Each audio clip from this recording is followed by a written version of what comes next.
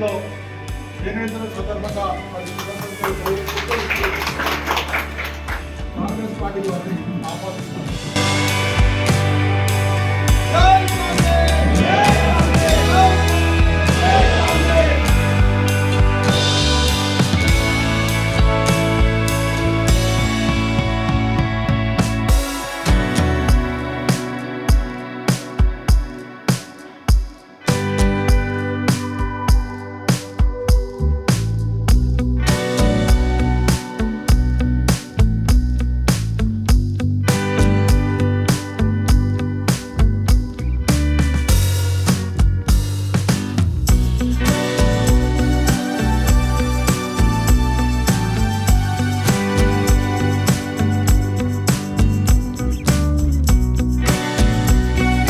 రాష్ట్ర వక్ఫ్ board chairman సోదరుడు అజ్మతుల్లా హుస్సేని, అదేవిధంగా జిల్లా కాంగ్రెస్ పార్టీ అధ్యక్షుడు సంగీతం శ్రీనివాస్ గారు, రావుల సత్యనారాయణ గారు, దేవరాజు గారు, పట్టణ కాంగ్రెస్ అధ్యక్షుడు ప్రకాష్ గారు, ఇప్పుడే పార్టీలో చేరినటువంటి శ్రీమతి పద్మ గారు, నర్సయ్య గౌడ్ గారు, ఇంత అభివృద్ధి చెంది ఇంకా అభివృద్ధి బాగా కావాల్సినటువంటి అవసరం ఉన్నటువంటి ప్రాంతం. అక్కడ మొన్న జరిగినటువంటి ఎన్నికల లోపల రికార్డు స్థాయి లోపల ఓటు సాధించి వారు గెలవడం జరిగింది.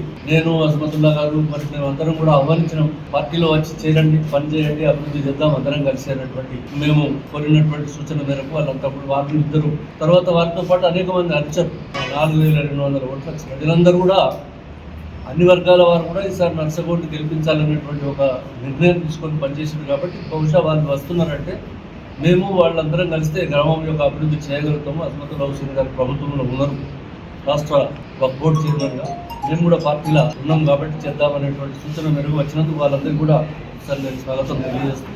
మళ్ళీ ఒక కార్యక్రమం గ్రామ స్థాయి లోపల ఏర్పాటు చేసి అందరినీ మిగతా కార్యకర్తలను తర్వాత ఇంకా రావాల్సినటువంటి వాళ్ళు మాకు కూడా మేము కూడా చేరుతున్నాను అనుకునేటువంటి వాళ్ళు మీతో పాటు వచ్చేవాళ్ళు ఉంటారు. కాబట్టి అక్కడ గ్రామంలో ఒక కార్యక్రమము మండల స్థాయి లోపల ఏర్పాటు చేసుకొని ఇతర గ్రామాల నుంచి కానీ తర్వాత అక్కడ స్థానికంగా కానీ వాళ్ళందరినీ కూడా పిలిచి ఒక మంచి కార్యక్రమం ఏర్పాటు చేయాలని చెప్పి నేను అమీదులు తర్వాత నర్సయ్య గారిని వాళ్ళందరినీ కూడా జిల్లా కాంగ్రెస్ అధ్యక్షుడు కూడా ఆనాడు రావాలని చెప్పి నేను కోరుతూ చెప్తాం.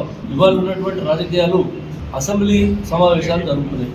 అసెంబ్లీ సమావేశాలు జరుగుతుంటే అభివృద్ధి గురించి చర్చ చేయమని చెప్పి అసెంబ్లీకి రమ్మని మాట్లాడమని చెప్తే సభానాయకుడు ఎన్నిసార్లు ముఖ్యమంత్రి గారు విజ్ఞప్తి చేసినా కూడా ప్రతిపక్ష నాయకుడు సభకు రాడు. తర్వాత ఇక్కడ సిరిసిల్ల నుంచి గెలిచినటువంటి శాసనసభ్యుడు ఇవాళ మరి ఆ రాష్ట్రానికి నాయకుడు, రేపు కాబోయే నాయకుడు అయినా కాకుండా అసలు కేసీఆర్ ఉన్నాడా లేదా అనేటువంటి తెలియని విధంగా ఆయన ప్రవర్తిస్తున్నటువంటి వ్యక్తి ఇక్కడ అభివృద్ధి గురించి ఏం చేస్తున్నారో ఏమో ప్రజలందరికీ తెలుసు. కానీ ఇక్కడ ఉన్నటువంటి అనేకమైనటువంటి విషయాల మీద నిర్లక్ష్యం వహించిందనేటువంటి మాట చాలా సత్యం.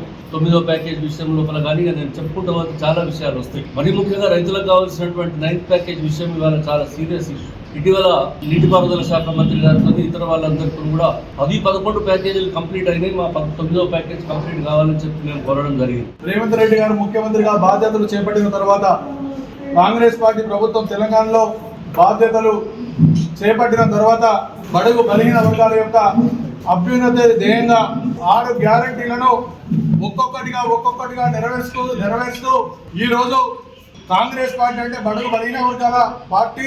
కాంగ్రెస్ పార్టీతోనే బడుగు బలహీన వర్గాలకు కానీ మహిళలకు కానీ మైనారిటీలకు కానీ వారి యొక్క అభ్యున్నతే ధ్యేయంగా అభివృద్ధి ధ్యేయంగా పనిచేస్తున్నటువంటి తరుణంలో ఇవాళ అన్ని ప్రభుత్వ పథకాలు ఏవైతే ఉన్నాయో కార్మికులకు కానీ కర్షకులకు కానీ నేతన్నలకు కానీ గీతన్నలకు కానీ ఏ విధమైనటువంటి అన్ని వర్గాలను ముందుకు తీసుకెళ్తూ ఇలా పేద ప్రజల ప్రభుత్వంగా పేరుగాంచి కార్యక్రమాలు నిర్వహిస్తూ 2.5 సంవత్సరాలు దిగ్విజయంగా ముగిస్తున్నాడు.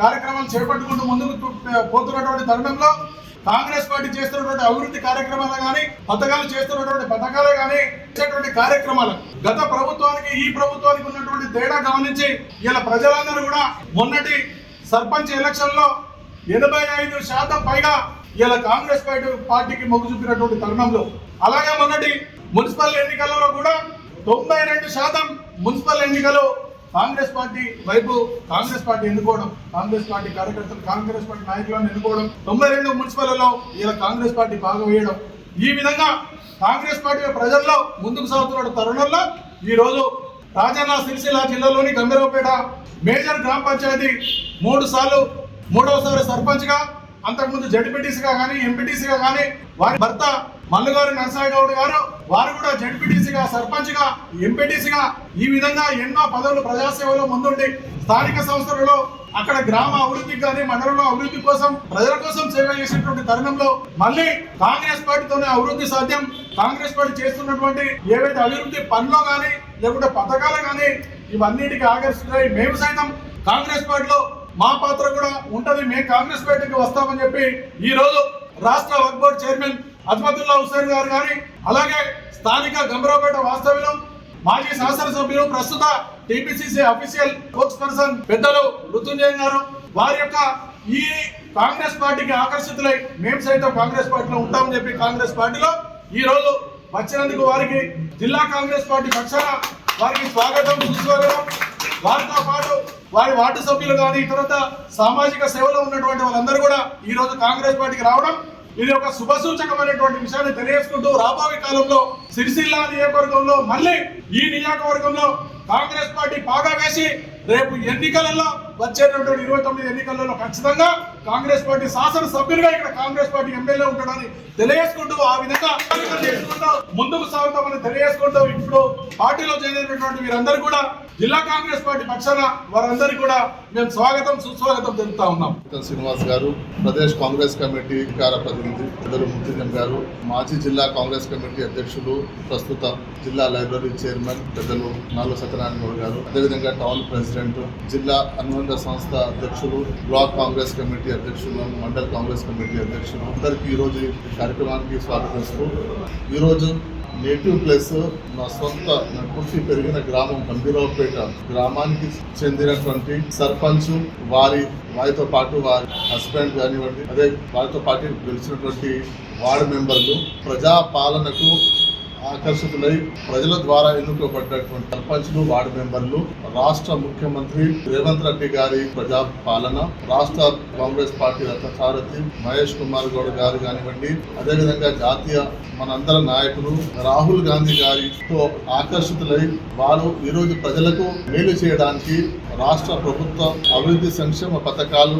ప్రజలు నాకు ఎన్నో ఆశలతో గెలిపించి గ్రామ పంచాయతీకి పంపించారు. కానీ వాళ్లకు ఈ పాలనలో వాళ్ళు అనుకున్న విధంగా అభివృద్ధి జరగాలంటే ప్రజా పాలనలో మనం భాగస్వామ్యం అయితే మనకు బాగుంటుందనే ఆలోచనతో వారు అభివృద్ధి గురించి, గ్రామ అభివృద్ధి గురించి మా దగ్గరికి వచ్చి మాట్లాడినప్పుడు మేము ఇచ్చినటువంటి సూచన మేరకు వాళ్ళు ఈరోజు పెద్ద మనసుతో చాలా సీనియర్ అయిన దాదాపు 8 సార్లు వాళ్ళు జెడ్పీటీసీ కానివ్వండి, ఎంపీటీసీ కానివ్వండి, సర్పంచ్లు చేసినటువంటి వాళ్ళకు ఎక్స్పీరియన్స్ ఉన్న వాళ్ళు ప్రజల కొరకు, ప్రజల అభివృద్ధి కొరకు, ప్రజా పాలనకు చూసి వాళ్ళు ఈరోజు కాంగ్రెస్ పార్టీలో మా ఆహ్వానం మేరకు వాళ్ళు కాంగ్రెస్ పార్టీలో చేరడం చాలా సంతోషకరమైనటువంటి విషయము. వాళ్లకు మా తరఫుకెళ్ళి, రాష్ట్ర కాంగ్రెస్ తరఫుకెళ్ళి, జిల్లా కాంగ్రెస్ తరఫుకెళ్ళి మేము వాళ్ళకు స్వాగతం పలుకుతున్నాము. వాళ్ళు తప్పకుండా వాళ్ళు ఏ ఆశతో, ఏ ధ్యేయంతో వాళ్ళు పార్టీలో, ప్రభుత్వంలో చేరడం జరిగింది, వారికి తప్పకుండా గంభీరావుపేట డెవలప్మెంట్ గురించి వాళ్ళతో పూర్తిగా సహకరిస్తూ, ఎందుకంటే మీరు అందరికీ తెలిసిన విషయము 2014 తెలంగాణ ఏర్పడ్డ తర్వాత 2 సార్లు టీఆర్ఎస్ ప్రభుత్వం మన రాష్ట్రంలో ఏర్పడింది. మన ప్రాంతంలో షాడో ముఖ్యమంత్రిగా ఉంటూ, ముఖ్యమంత్రి గారి వాళ్ళ అబ్బాయి 10 సంవత్సరాలు మంత్రిగా ఉండి, షాడో ముఖ్యమంత్రిగా ఉండి సిరిసిల్ల ప్రాంతానికి పూర్తిగా ఎలాంటి అభివృద్ధి చేయకుండా, మరి సిరిసిల్ల నియోజకవర్గంలో మరి గంభీరావుపేట అనే ఒక మండల్, అసలు గంభీరావుపేట మండల్ సిరిసిల్ల కాన్స్టిట్యున్సీలో ఉందా లేదనే ఈరోజు మా ప్రజలకు భావన ఉంది. గంభీరావుపేట ప్రజలకు కాబట్టి గంభీరావుపేట పూర్తిగా వెనుకబడిన మండలంగా ఈరోజు తయారైందంటే దానికి పూర్తి బాధ్యత ఈ టీఆర్ఎస్ గత 10 సంవత్సరాల టీఆర్ఎస్ ప్రభుత్వం, స్థానిక శాసనసభ్యులు. కాబట్టి రాబోయే రోజులు ఈరోజు గంభీరావుపేట మేజర్ గ్రామ పంచాయత్ పెద్దలు ముత్తుజం గారు చెప్పినట్టు సిరిసిల్ల పట్టణం తర్వాత మేజర్ గ్రామ Panchayat, town mandal head quarter లో ఎక్కువ సంఖ్యలో ఉన్నటువంటి గ్రామ పంచాయతీ గంభీరావుపేట. ఈ గంభీరావుపేట మేజర్ గ్రామ పంచాయత్ ఈరోజు ఒక ఇండిపెండెంట్ గెలవడం అనేది మీరు ఒకసారి అర్థం చేసుకోవాలి. 10 సంవత్సరాలు ఏ విధంగా వాళ్ళు పనిచేస్తారు. సుదీర్ఘంగా ఇప్పుడు పంతులు గారు చెప్పారు ఏ విధంగా టీఆర్ఎస్ ప్రతిపక్షం, ప్రధాన ప్రతిపక్షం ఉండి ఏ విధంగా అసెంబ్లీలో కానీ అసెంబ్లీ బయట వాళ్ళు వాళ్ళ వైఫల్యాలను చెప్పకుండా అసెంబ్లీలో ప్రభుత్వం చేసే పనులను వాళ్ళు తక్కువగా వాళ్ళు అసెంబ్లీలో వాళ్ళు అసలు ముఖం చాటేసి ప్రయత్నం చేస్తున్నారు. కాబట్టి ఈరోజు మేము ఎలాంటి అభివృద్ధి పని చేయండి, రాష్ట్రానికి ఏం చేస్తారు, మేలు చేస్తారు, ఒక స్వర్ణ తెలంగాణ, అప్పుల తెలంగాణ, అప్పులకు నెట్టేసిపోయినటువంటి టీఆర్ఎస్ ప్రభుత్వం ఈరోజు అధికారంలో లేకుంటే ఏ విధంగా వాళ్ళు జీవించకపోతున్నారు వాళ్ళు. అందుకే మేము ఒకటే విజ్ఞప్తి చేస్తున్న ప్రజలకు, మీరు 10 సంవత్సరాల వైఫల్యాన్ని మీరు అర్థం చేసుకోండి, గమనించండి వాళ్ళు ఏం చేశారనేది.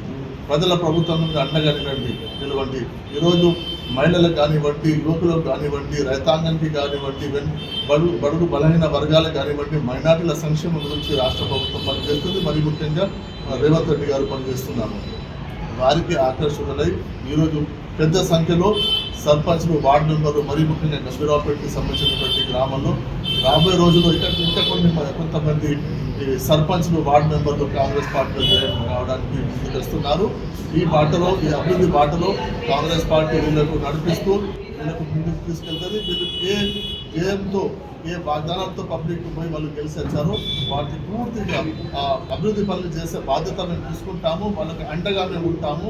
రాబోయే రోజుల్లో వెనుకబడినటువంటి గంభీరావుపేట మండలానికి, మరి ముఖ్యంగా సిరిసిల్ల కాన్స్టిట్యున్సీలో గంభీరావుపేట మండలానికి అభివృద్ధి చేయడానికి మేము పూర్తిగా మేమందరం, నేను కానివ్వండి, పత్తులు కానివ్వండి, అందరూ మేము జిల్లాలో పొన్నం ప్రభాకర్ గారు మంత్రి గారి నాయకత్వంలో, శ్రీధర్ బాబు గారి మంత్రి వారి నాయకత్వంలో, అదేవిధంగా మన సిరిసిల్ల జిల్లాలో ఇప్పుడున్నటువంటి ఆది శ్రీనివాస్ గారి నాయకత్వంలో తప్పకుండా మేము ఈ అభివృద్ధి బాటలో నడిచి రాబోయే రోజుల్లో ఒక ఆదర్శ మండలం, ఆదర్శ కాన్స్టిట్యున్సీగా మేము తీర్చిదిద్ది ప్రయత్నం చేస్తామని మీ అందరికీ విజ్ఞప్తి చేసుకుంటూ, మరొక్కసారి మన నూతనంగా చేరినటువంటి మల్లుగారి పద్మా గారికి కానివ్వండి, మల్లుగారి నర్సాగౌడ్ గారికి కానివ్వండి, అదేవిధంగా వార్డు నెంబర్ 16, వార్డు నెంబర్ 17 వారితో పాటు వేరే ముఖ్య నాయకులు, వాళ్ళ అనుచరులు పార్టీలో జాయిన్ వాళ్ళకు మరొకసారి హార్ట్ఫుల్గా వాళ్ళకు వెల్కమ్ చేసుకుంటూ, మాతో పాటు మా కుటుంబ సభ్యులుగా వాళ్ళకు భావించి రాబోయే రోజుల్లో పార్టీలో కానివ్వండి, ప్రభుత్వంలో కానివ్వండి, వాళ్ళకు ఉచితంగా వాళ్ళకు కావాల్సిన వాళ్ళకు పొజిషన్స్తో పాటు రాబోయే రోజుల్లో పీసీసీ ప్రెసిడెంట్ గారితో మాట్లాడి, పీసీసీ ప్రెసిడెంట్ గారికి కల్పించి వాళ్ళ ఆశీర్వాదంతో వాళ్ళకు ఖచ్చితంగా ఈక్వల్ వాళ్ళకు ఆపర్చునిటీ పార్టీలో, ప్రభుత్వంలో కల్పిస్తామని వాళ్ళకి హామీ ఇస్తూ మీ అందరికీ మరొకసారి ధన్యవాదాలు తెలుసుకుంటూ సెలవు.